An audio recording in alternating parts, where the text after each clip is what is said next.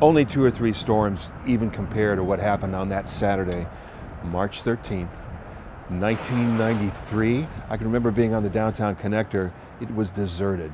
Walking across I-75, 85 with no cars, the skyline above you, the snow blowing sideways. It was the wind that was more of a problem than the snow, taking down trees, taking down power lines.